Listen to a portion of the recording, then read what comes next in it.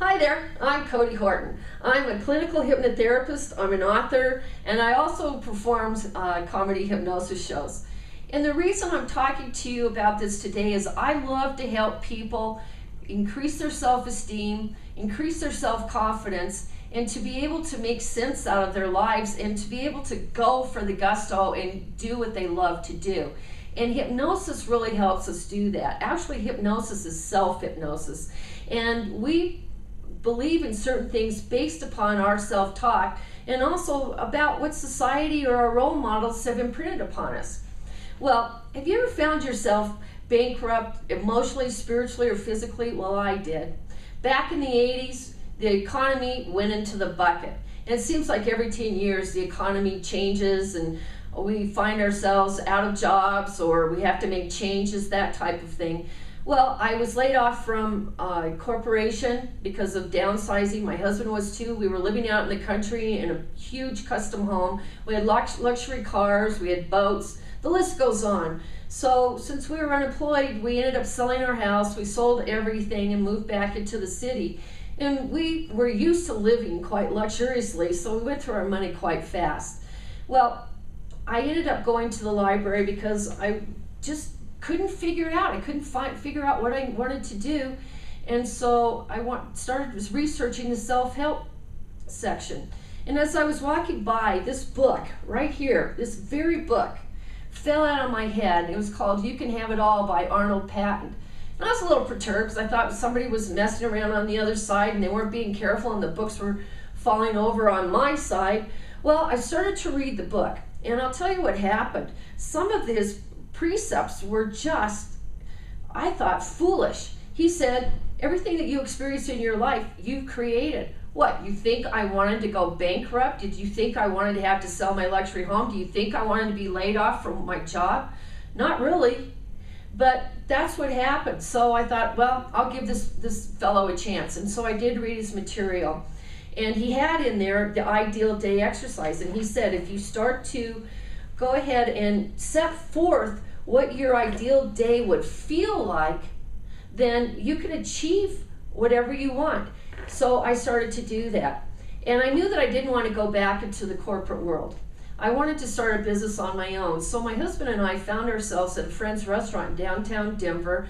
We looked out across the way and he mentioned that he would like to have a men's custom suit and shirt shop there. And I thought, well, that sounds like a great idea. So we went over after lunch and inquired whether or not the management of this place had a place for lease.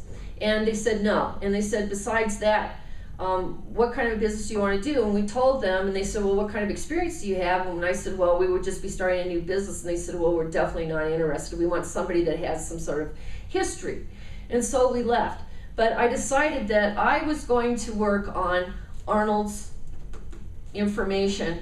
And so every day I imagined my ideal day. I imagined how I would feel if I had my own business. And I continued to imagine having a men's clothing store.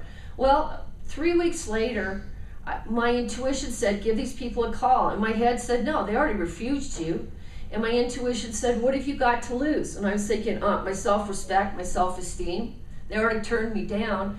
But then I ended up making that phone call. I followed that instinct. And I got a different individual. I got a real estate agent that said, after I explained to him what I wanted to do, he said, that would be an ideal business for here. And we actually have a space available. So I went down. The space was perfect. The people that had been in that space before decided not to renew their lease. It had been a women's clothing store. So I signed the lease.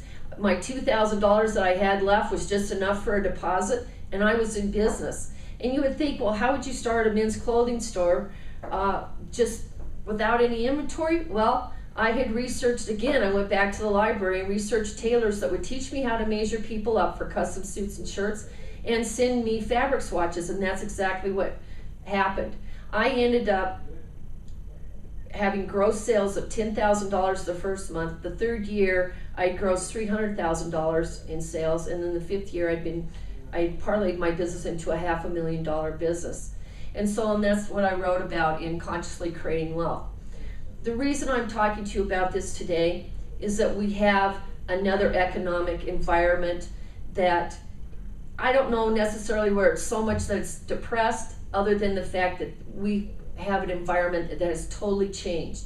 And I'm here to tell you, you have an incredible amount of opportunity if you will seize that.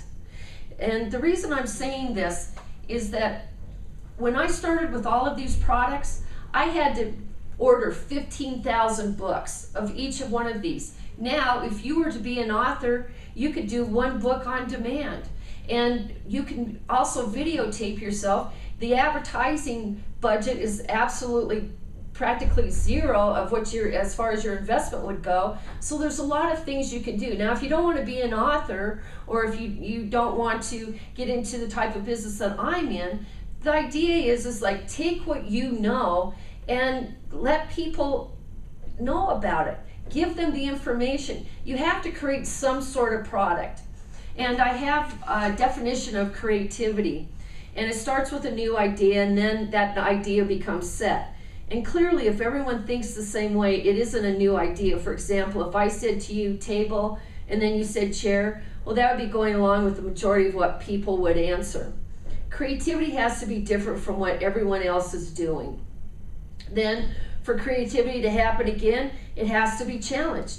For example, everyone thought the earth was flat, and we know that that's different now.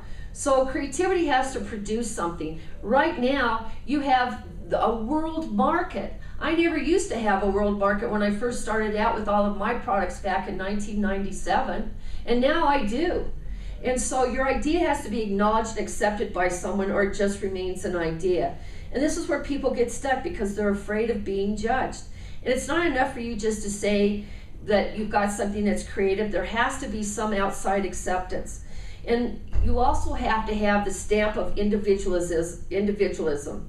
It has to have that codiness, or that Lily Tomlin-ness, or that Sly Stallone-ness, or that Brendan-ness. Otherwise, we're just copying someone, and it's not creative. And it's more than just talent. People can be creative and not talented. You can have a person that composes music but can't really play an instrument very well. And it's more than intelligence. And also, the body reacts to creativity. When you know that you're on target, you get this aha feeling, and that's how I felt when I opened up my clothing store. I had that aha feeling. So what are things that you need to do? Number one, you need to set your intention. You need to use your imagination, such as I did, so that it kicks into your intuition, and also your self-image is changed.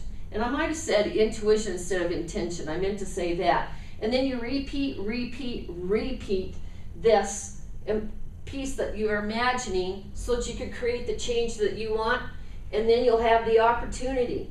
Here, you need to love what you do, as well as I think it's important, until you are certain that this is what you want to do, you keep it a secret. Fact is, Ben Franklin even said 3 could keep a secret of 2 are dead. But that's what Sly Stallone did. One of my first instructors was Gil Boyne. I don't know if you can see this poster all that well, but this is Sly Stallone. This is Gil Boyne, and here is Lily Tomlin. And Sly was kicking around, couldn't make it, so he had Gil Boyne hypnotize him for creativity. He came out with Rocky, and the rest is history. So that's how hypnosis can augment what you want to make changes in your life. This is what Lily Tomlin said. If I had my own production company, everyone would be expected to listen to Gil Boyne's tapes every day. Well, what you can do, and here is your prescription, or the ideas that you need to take. You need to set your intention. You need to visualize 10 minutes a day. That's using your imagination of what you want, and then follow on that gut feeling. You should get an aha feeling and follow through with it. There's a lot of times people will say, somebody else came up with an idea. They go, well, I came up with that idea, but then those other people took action. And that's the piece. You need to be able to take action. Well, I'm going to end here. I really want to thank you for tuning in. I'm going to be posting a lot more videos to help you overcome any type of resistance that you might have to getting out there and becoming the best that you can be. So thanks for watching, but please check back and enjoy your day. Be happy. I love the word Hakuna Matata. worry-free philosophy and go for it.